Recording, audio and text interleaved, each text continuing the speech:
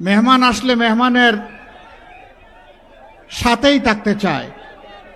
তো রোদ কড়া অবশ্য বুঝতেছি, যদিও এখন মাঘ মাস, তারপরে আপনাদের চেহারা তো আমার দেখা দরকার। দূরে যারা আছেন কাছে আসেন, ওই মাঠের ওই প্রান্তে যারা আছেন তারা মাঠে চলে আসেন, যে যেখানে আছেন মাঠে চলে আসেন। একটু দেখতে হবে আপনাদেরকে, হিসাব নিকাশ আছে তো। আমি আজকে হিসাব নিতে আসছি আপনাদের কাছ থেকে, হিসাব বুঝে নিতে হবে না আমাকে? তো কাছে আসেন, দূরে থাকলে হিসাব বুঝবো কেমনে? আলহামদুলিল্লাহ রব্বিল আলামিন, ওয়াসসালাতু ওয়াসসালামু আলা রাসূলিহিল কারীম ওয়া আলা আলিহি ওয়া সাহবিহি ওয়া আহলি বাইতি আজমাইন। আল্লাহ তাবারক ওয়া তাআলার শুকরিয়া আদায় করছি। দিন এবং জাতির প্রয়োজনে আল্লাহ তাআলা আমাদেরকে এখানে একত্রিত হওয়ার তৌফিক দান করেছেন এবং আমাকে আপনাদের সামনে হাজির হওয়ার শক্তি আল্লাহ তাআলা এনায়েত করেছেন। আলহামদুলিল্লাহ।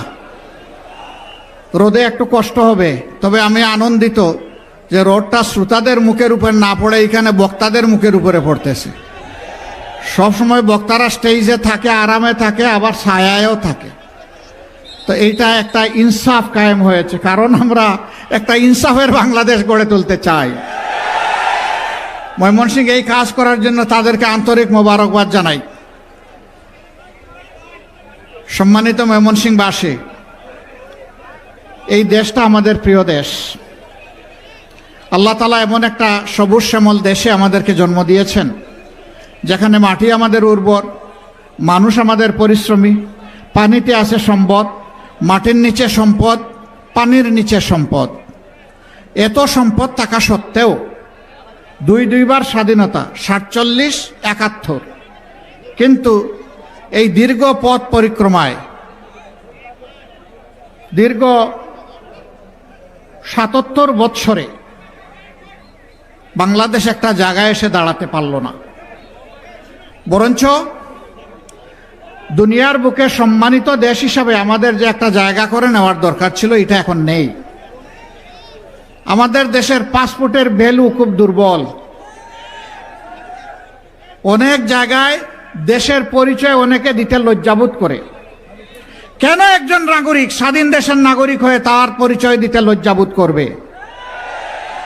এর জন্য দায়ী আমাদের অসৎ নেতৃত্ব, যারা জনগণকে ধোঁকা দিয়ে তাদের ধারণা অনুযায়ী বোকা বানিয়ে জনগণের কপাল কিসমত খামচে খায়। এরাই বাংলাদেশকে 54 বছরে আগাতে দেয় নাই। এই ময়মনসিংহে একটা কৃষি বিশ্ববিদ্যালয় প্রতিষ্ঠার হওয়ার কতদিন হয়েছে তার সাক্ষী আপনারা।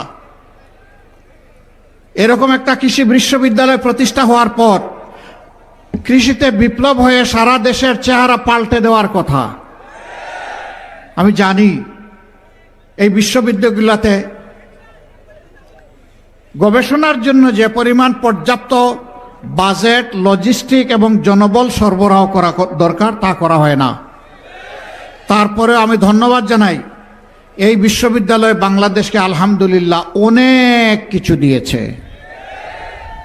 এই বিশ্ববিদ্যালয় ছাড়া গবেষণা ক্ষেত্রে অন্য বড় কোনো বিশ্ববিদ্যালয়ের কাছাকাছিও কিছু দিতে পারে নাই।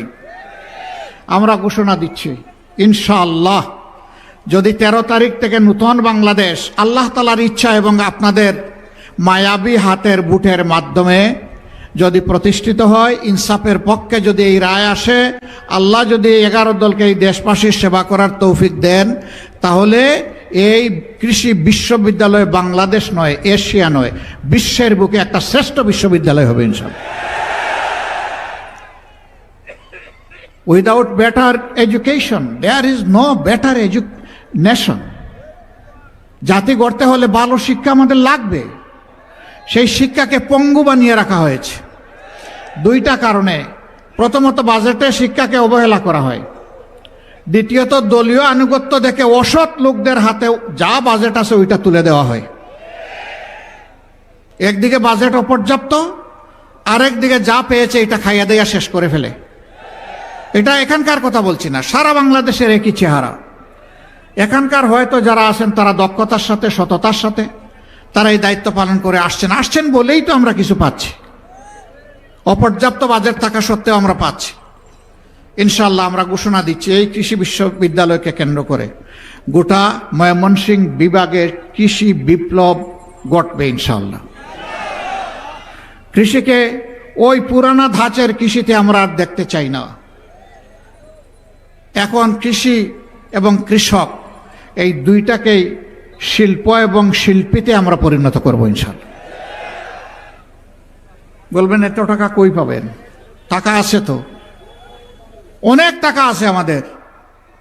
এই যে চুরেরা চুরি করে বাংলাদেশ থেকে 28 লক্ষ কোটি টাকা বিদেশে পাচার করেছে, আল্লাহ যেন তৌফিক দেন ওদের পেটের ভিতরে হাত ঢুকিয়ে সেই টাকা যেন নিয়ে আসতে পারি।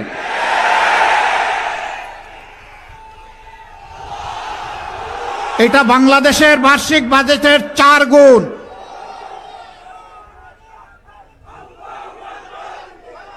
ওই বাজেট আমরা ফিরিয়ে আনার জন্য জান প্রাণ দিয়ে চেষ্টা করবো ইনশাআল্লাহ।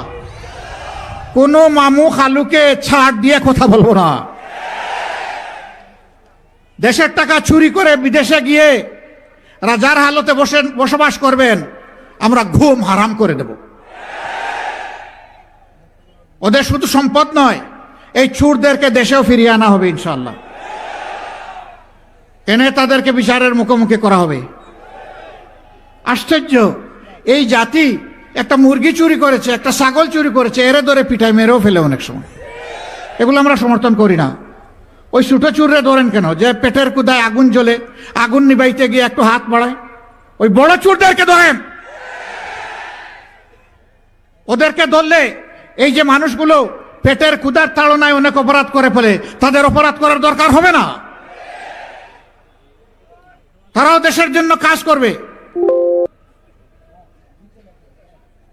সম্মানিত ভাই ও বন্ধুগণ, ওই আগের 23 বছর আর পরের 54 বছর, এই 77 বছর আমরা দেখেছি। আপনারা কি সেই পুরোনো রাজনীতি আবার বাংলাদেশে চান? চান না আপনারা? আমাদের যুবক যুবতীরা চায় না, তরুণ তরুণীরা চায় না, এমনকি শিশুরাও চায় না, আমাদের মা বোনেরাও চায় না।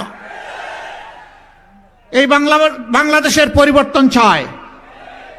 এবারকার নির্বাচন কোনো সাধারণ নির্বাচন না। এবারকার নির্বাচন জাতির কিসমত উপযুক্ত রাস্তার উপর দাঁড় করায় দেওয়ার নির্বাচন। এই নির্বাচনে 2টি মূল্যবান ভোট। একটি জন আকাঙ্ক্ষা, বিশেষ করে যুব সমাজের এবং মা বোনদের আকাঙ্ক্ষা পূরণের জন্য প্রথম ভোট হবে ইনশাআল্লাহ গণভোটে হা। গণভোটে কি বলবো? হা মানে আজাদি, না মানে গুলামি। আজাদি না গুলামি? আজাদি না গুলামি? ইনশাআল্লাহ আমরা নিজেরা হা ভোট দেব এবং সারা ময়মনসিংহবাসীকে আমরা হা ভোটে নিয়ে যাব ইনশাআল্লাহ। কেউ কেউ প্রথম দিকে না ভোটের পক্ষে ক্যাম্পেইন করেছেন, জনগণের উত্তাল তরঙ্গ দেখতে পেয়েছেন। জনগণ পুরানা পচা রাজনীতি আর চায় না, পরিবার ব্যক্তি গোষ্ঠীতান্ত্রিক রাজনীতি চায় না, দলীয় সরকার দেখতে চায় না, জনগণ জনগণের সরকার দেখতে চায়। আলহামদুলিল্লাহ, অনেকে এখন আস্তে আস্তে বলা শুরু করেছেন আমরাও হা। ঠেলার নাম বাবাজি। জনগণের ঠেলা এটা ভীষণ শক্তিশালী ঠেলা। এটা সাগরের উত্তাল ঢেউকে থামিয়ে দেয়। এরপরের ভোটটা কোথায় যাবে? যাদেরকে ভোট দিলে বাংলাদেশে আবার ফ্যাসিবাদ ফিরে আসবে তাদেরকে ভোট দিবেন? যারা 5 আগস্টের পর থেকে জনগণের মাল খামছে, খাবলে কামড়ে খাওয়ার জন্য চতুর্দিকে তারা চাঁদা বাণিজ্য শুরু করেছে, ওদেরকে দিবেন? যারা মামলা বাণিজ্য করে নিরীহ মানুষকে হয়রানি করে তাদেরকে দিবেন? যারা দুর্নীতিবাজ এবং ঋণ খেলাপিদেরকে বগলের নিচে নিয়ে মানুষের ভাগ্য পরিবর্তনের কথা বলছে ওদেরকে দিবেন? এ দেশে পরীক্ষিত, প্রমাণিত, পরিচিত যারা ন্যায়ের পক্ষে, সত্যের পক্ষে, হকের পক্ষে, মদিনার আদলে ইনসাফ কায়েমের পক্ষে যারা থাকবেন এবার বাংলাদেশের জনগণ সিদ্ধান্ত নিয়েছে তারা তাদের পক্ষে থাকবে ইনশাআল্লাহ।